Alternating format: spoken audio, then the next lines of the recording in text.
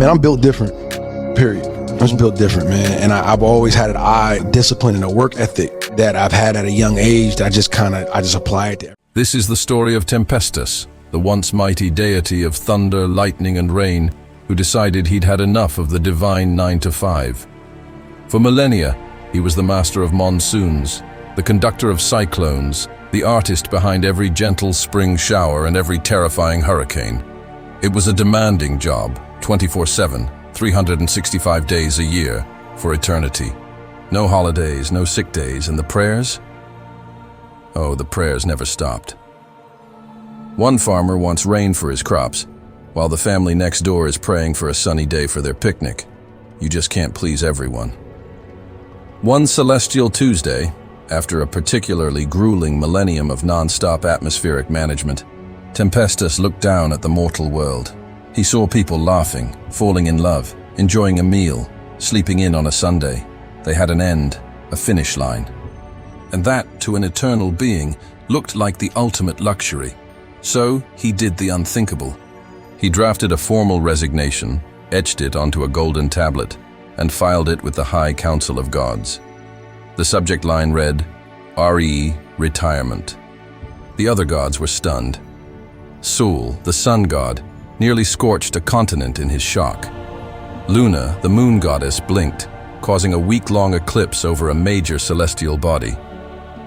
He was trading in his lightning bolts for a fishing rod, his thunderous throne for a comfy armchair. He surrendered his powers, packed a small bag with a few favorite clouds, and descended to the mortal realm, assuming the name Gus. He found a quaint coastal town and settled in, ready for a life of blissful, weather-free anonymity. Back in the heavens, panic ensued. Without Tempestus at the helm, the weather went haywire. The jet stream got tangled up like a ball of cosmic yarn. Sunny deserts were suddenly hit with blizzards, while tropical rainforests dried up into dust bowls. One half of a city would be flooding, while the other half was on fire from a lightning strike that just wouldn't stop.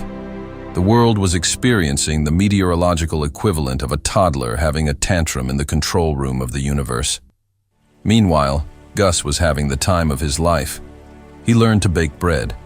He joined a local book club. He even developed a mild obsession with gardening, though he found it incredibly ironic that his petunias were suffering from a severe drought one day and a flash flood the next.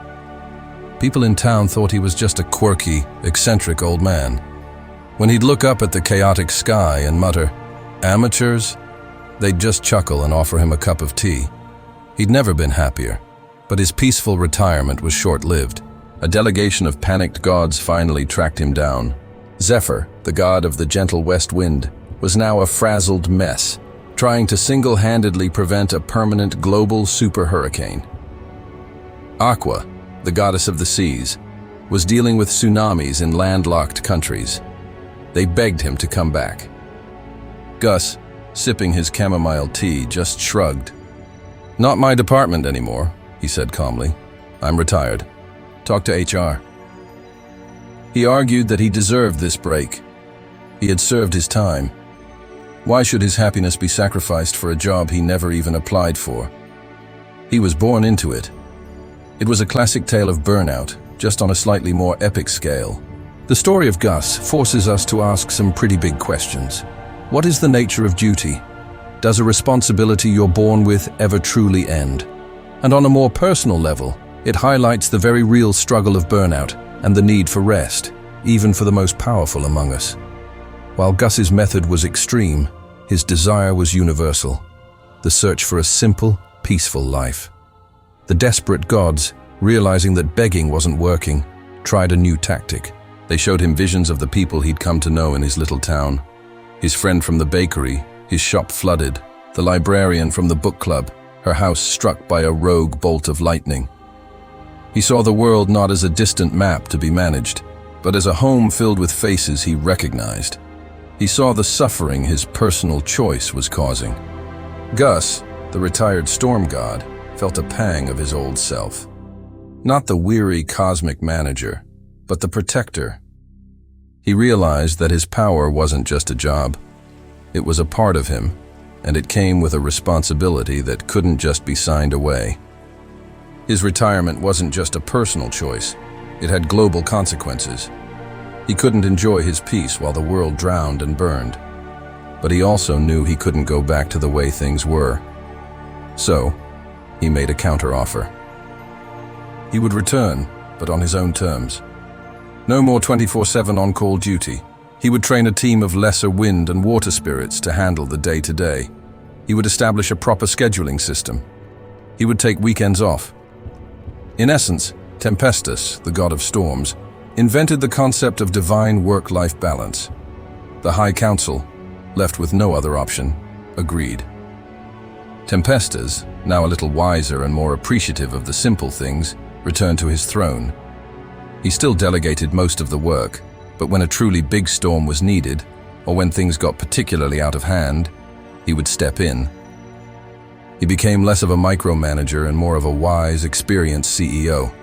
And every so often, he would take a mortal vacation, returning to his little cottage by the sea, not as Gus the retiree, but as Tempestus, a god who understood the value of a day off. The world's weather stabilized, but it was never quite the same. There were now odd, quirky weather patterns, a brief, localized snowfall on a summer day, a single perfectly timed rain cloud to water a specific garden. He learned that perfection isn't as important as balance, and that even a god needs to stop and smell the petunias once in a while. What do you think? Was Tempestus right to quit? Let me know your thoughts down in the comments below. It's a fascinating thought experiment about responsibility on a cosmic scale. If you enjoyed this dive into a world of myth and mayhem, don't forget to hit that like button and subscribe for more tales from the outer edges of imagination. Ring that notification bell so you don't miss our next adventure. End of transmission. Reality will now resume.